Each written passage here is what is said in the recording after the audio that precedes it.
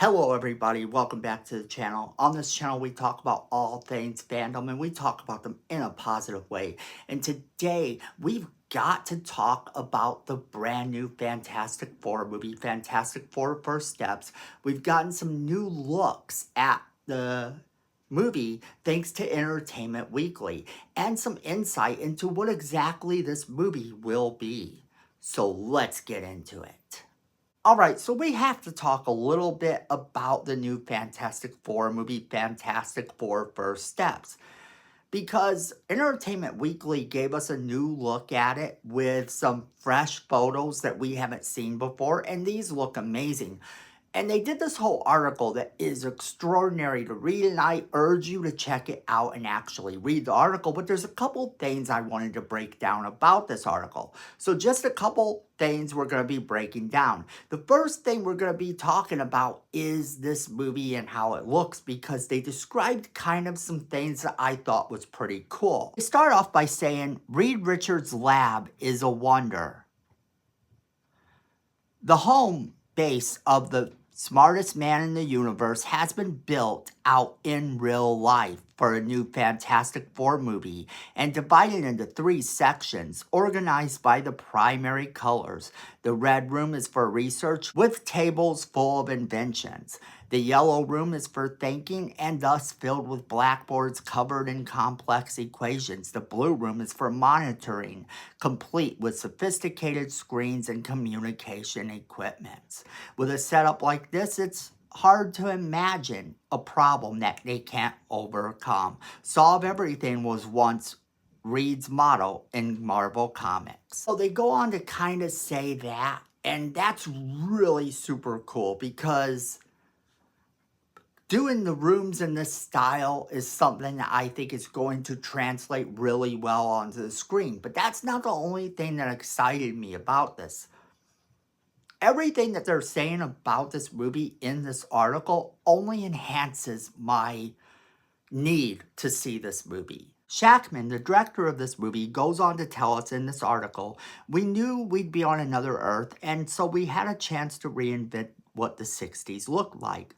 I was really interested in imagining the Fantastic Four being astronauts. Instead of Neil Armstrong and Buzz Aldrin going to the moon, what if it was Reed, Sue, Johnny, and Ben, who were really the first to go into outer space, the first to push those boundaries? So that's a little bit different from the comic book, but it fits the world that they're living in, apparently, where they are now the first ones to go to the moon, which kind of makes me wonder whether or not they're actually going to the moon. Could they be going elsewhere? Because here's the thing about that. You have a world already that, while it's modeled after the 50s and 60s, is also kind of a futuristic world that has flying cars and all this stuff. Of course, this can be attributed to Reed Richards living on this planet and actually having the knowledge and the know-how to build these things for society, therefore making society much better than it would have been without him. In that type of world, do they start off small, like going to the moon, or do they go someplace different, possibly someplace farther away? Who knows exactly what their adventure entails? It's kind of like they could go anywhere because they have Reed Richards, the smartest man alive. And I feel like they will play into that a bit. I really do. However, I think with them saying that he is there doesn't necessarily mean that they've done space travel before.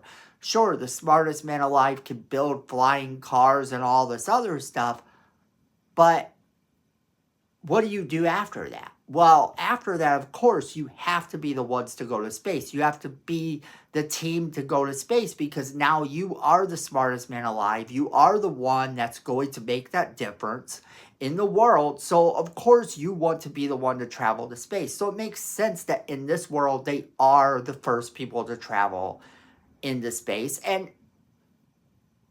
go to the moon or someplace like that. That makes absolute sense in the continuity of this movie for their world, being an alternate world from the one that we know.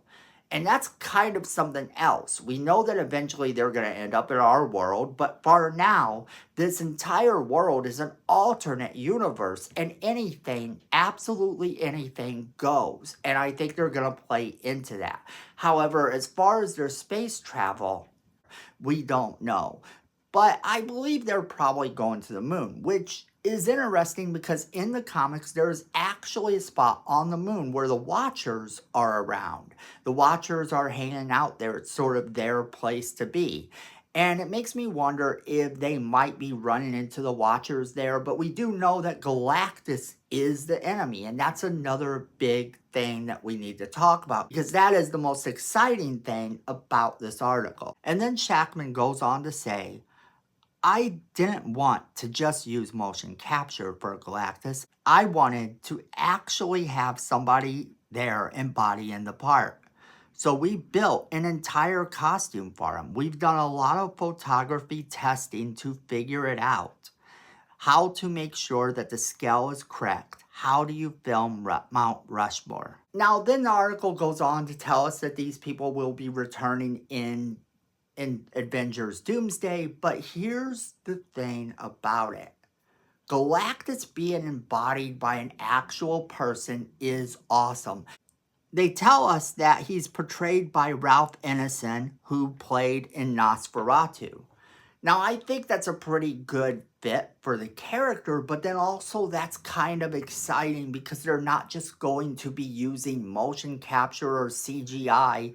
They're actually going to be having someone physical in the suit at times when they can. I find that to be really intriguing and really cool. So this article kind of helps me to look at this movie in a new way. Makes me sort of wonder what this movie could be. But that is where I'm going to leave it off to you guys. I want to know what you guys think about it. Have you read this article? If so, what did you think? Did it enhance your need to see this movie? Or do you feel that all the Fantastic Four movies have been lacking so far and that this one will be no different? What entices you to go and see this movie? And what are your holdups about going to see the movie? What makes you nervous? Let's have a conversation. As always, we want to know what you guys think. Make sure you're leaving us that comment in the comment box below, letting us know what you think. Also, don't forget to share this video with all of your friends. They're going to want to be a part of this conversation. Then, friends, make sure you're hitting that like button. It's free, it helps the channel, and we really do appreciate it. Then Miko says we need more subscribers, and look at this face. You don't want to disappoint Miko, so go ahead and hit that subscribe button. And while you're down there, hit that notification bell as well so you don't miss a single video we do. Then friends, at the end of the day, I know it, you know it, and Miko knows it. Fandom is family.